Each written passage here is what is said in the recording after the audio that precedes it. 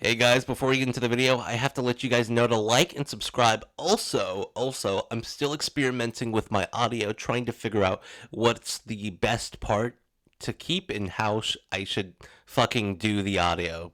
Thank you for watching. Have a great day. The homing attack needs to change. I'm getting sick and tired of spamming the same button over and over and over and over and over again. But how would you change the homing attack? Well, basically the homing attack would have 4 modes that were switchable in the air through using the quick step buttons. So basically, here's the moral of the story. Your mode 1 is your classic homing attack. The unique feature would be the ability to turn. Why would you take away the ability to turn from all the other modes? Well, I'll get into that, but it's basically going to be your classic homing attack. Maybe you'd add a charge to it in specific situations.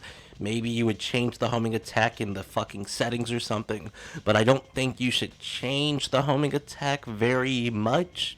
Maybe you can make it fucking dash into 2 enemies or something like that, but you shouldn't have it do anything more than that. Or you can, but a mode that I'll say later will become a little bit more redundant, but not really. Anyway, we're moving on to the next mode. Floating without a body in a black limbo. Ugh. I'm gonna have Rocket Accel is a move from Sonic Heroes where basically all 3 of the characters line up and then Sonic gets a burst of speed. What if we take that idea and apply it to the homing attack? Basically what you have to do is you have to line up an assortment of enemies, and as you barrel through the enemies, you start to go faster and faster through the enemies. Eventually, at the end of a chain, it should launch you to another part of the chain, and maybe you can do cool stuff with this. I'm not sure, right?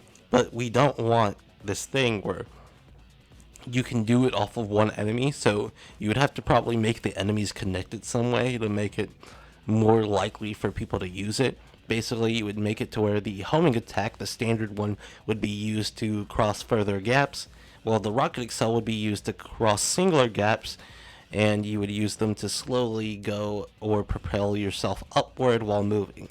Now, I think an issue here would be the fact that mode switching might make you lose airtime, but I don't think that would be a problem as long as they, one, make it a ability to choose which one you're switching to, or two, make the bumpers gradually change over time to where you would have to change the bumpers back and forth instead of having to literally press it like 2 or 3 times and maybe losing your speed.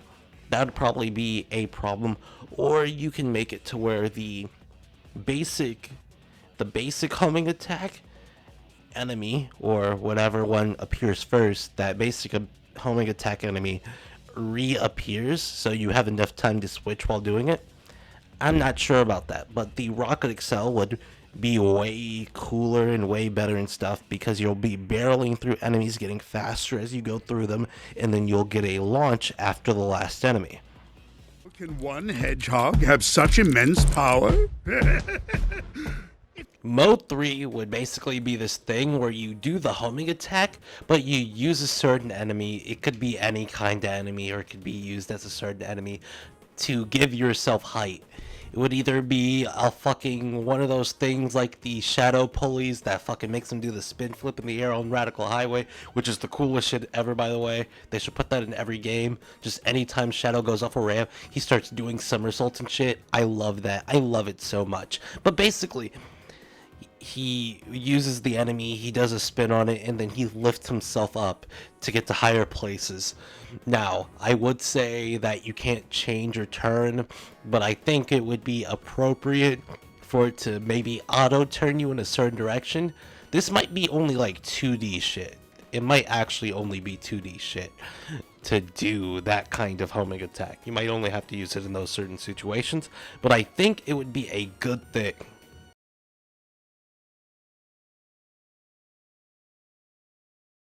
So, this 4th mode has a very different idea of how the homing attack would work. It depends on whether they want the homing attack to be things directly in front of you, or it depends on whether the screen can have anything be homing attacked. Because this fourth mode would allow you to homing attack the start of rings. This would only happen in midair, because I know some asshole out there is going to use the fucking ground homing attack for fucking speed runs like any asshole would. And also, rings would be way too close together. So you could either, one, make it skip this option while on the ground, or you can make it impossible to do while on the ground, so they'd have to spend time jumping. Jesus Christ, I almost said drumping like it's Donald Trump, dude. Fuck me. So, honestly, it really much depends on how they want to do this. And, you know, they're probably not going to implement any of these ideas unless this shit gets like 1 million views, which it won't. But like, dude, it would be a very, very good thing to use the rings, because then you can have it to where you can fucking follow the ring trails and you can have them turn in the air to very much redirect them in a certain direction if you really, really do not want them to go somewhere else. And, you know, it's pretty easy to do. And that's the end of this section, but I have another section coming up. Give me a second.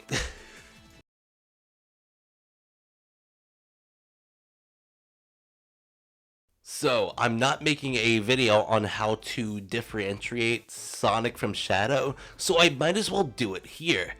So basically, here's how we're going to do it. We're going to give Shadow the Hedgehog the boost, while we give Sonic the Hedgehog the spin dash. This is obvious the reason why. It's going to differentiate the gameplay. One's a stop-go mentality, one's a go-go-go mentality. It's pretty fucking obvious. Next, we would give Sonic the bounce bracelet, and we would give Shadow the stomp. This is because Shadow's shoes are heavier, which means he would be able to do things easier, faster, and cooler. And I know Sonic moves really fast, but it would make more sense to give Shadow the stomp, as it just makes a lot more sense with the style of shoes, boots he wears. And also, I think Shadow should feel a little bit heavier than Sonic, but that's just me. Next one is the most obvious twist in fucking America. We're going to be giving Shadow the Hedgehog his slide from the new game, Sonic X Shadow Generations, and we're going to be giving Sonic his drift from Sonic Generations. Okay, it's obvious. There's no thing you can take other than L's if you disagree with this take. All you have to do is move the fucking quick step button down to the drift button, and you fucking make those the same. That's all you have to do. It's literally all you have to do. Just take the W, and just keep Shadow and Sonic have the same quick step, and then Shadow's drift is him not drifting to the side, but him moving to the side to side, and Sonic's drift is his regular drift. Easy W's, no L's here. Can't take an L. Don't be an idiot. Hey guys, thanks for watching the video. Hopefully it doesn't need to be said that Shadow's going to be keeping his chaos abilities. I hopefully believe that none of you would actually sit there and think that just because I didn't say keep the chaos abilities means I don't want the chaos abilities. I hope you guys didn't think that. Anyway, I'll see you guys later. Have a great day, and remember, life is like a prostitute, cause that bitch be sucking. Sleepy, happy, dot, grumpy, bashful, and Tyrone. I never save a black bitch's number in my phone. It's the Mambo King, Xavier Cougat. Call me Mario, nigga, cause I'm wearing my coon hat. Some of my best friends are black, but they say I'm fucking racist. Homie, I ain't the one who put your ass on a slave ship.